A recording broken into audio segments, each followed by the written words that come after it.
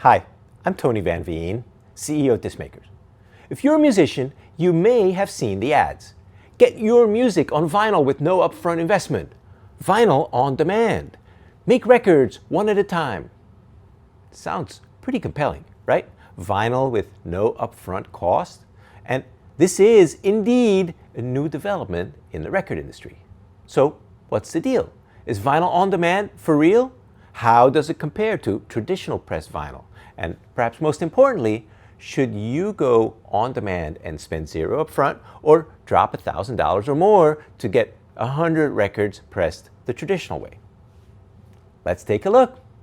Let's start by discussing the manufacturing process. It's important to understand that vinyl on demand records, also known as lathe-cut records, and pressed vinyl records are made using completely different manufacturing processes. Traditional records are made from PVC vinyl pellets. Lacquers are cut and stampers are made, and those stampers are used to press 100 or 1,000 identical records. That's how every record you've ever owned was made. Vinyl on demand records are typically cut one at a time using a lathe. A stylus cuts or embosses grooves directly into a blank disc made from PETG plastic, one record at a time. To get an idea of how the processes differ, compare it to how t-shirts are printed. Pressed vinyl, like we do at Discmakers, is like ordering 100 screen-printed t-shirts from your local merch printer and having them shipped to you. Vinyl on demand is like putting your design on an on-demand merch platform like Zazzle or Printify and having shirts printed and shipped one at a time when somebody orders them online. Neither approach is inherently wrong. They're just different tools designed for different purposes. I'll talk more about that in a minute. Now, let's talk about sound quality. The best lathe-cut records can sound surprisingly good. Some use a diamond cutting process that comes reasonably close to the sound quality of a pressed record. Others use an embossing process that generally produces lower volume and lower fidelity playback. Either way, most mastering engineers would agree that a properly pressed record remains the quality benchmark for sound quality, consistency, and durability, something important to know when you as an artist are making a decision about which vinyl process to use. But honestly, as critical as sound quality is, it may not even be the most important difference between on-demand vinyl and pressed records for emerging artists. I think the biggest difference is economics. Vinyl on demand solves one problem extremely well. You don't have to buy inventory. If you only want a handful of copies for yourself, for your bandmates, and a few family members, vinyl on demand can make sense. You avoid the upfront investment and you don't have to worry about boxes sitting in your garage. The question you need to ask is, how many records do you realistically think you're going to sell? 5, 10, 20? If that's all you think you'll move, vinyl on demand might be right for you. But what if you think you can sell 50 or 100 or even more? That's where the math changes drastically. Let's use a simple example.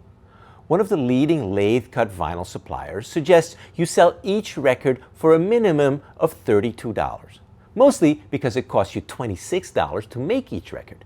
So if you sell your record for $32, a rather high price for an indie artist vinyl, if you ask me, you make a $6 profit. Not bad when you expect to sell one record or 5 or 10. After all, you can't really get those quantities with pressed records. But if you can move 100 records because you're performing regularly, you'll make $600 in profits from selling 100 lathe-cut records.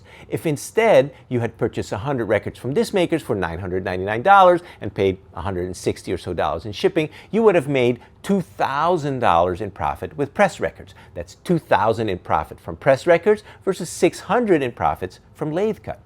And the profit gap gets bigger with every record you sell. That's why I often say that vinyl on demand solves inventory risk, but pressed vinyl solves profitability. And if you're trying to build a sustainable music career, profitability eventually matters more than risk avoidance. If you're performing live, the economics become even more important. Are you really going to buy lathe-cut records at $26 a piece to have at the merch table to sell for $30? Or do you buy them from disc makers starting at just $10 a piece, which, by the way, allows you to sell your records profitably for a more reasonable $25 price or even $20? It's also important to note that most vinyl on-demand systems require you to sell your records on the manufacturer's website. If you want inventory for shows, Bandcamp, your own website, retail stores, or promo copies, the economics start working against you very quickly.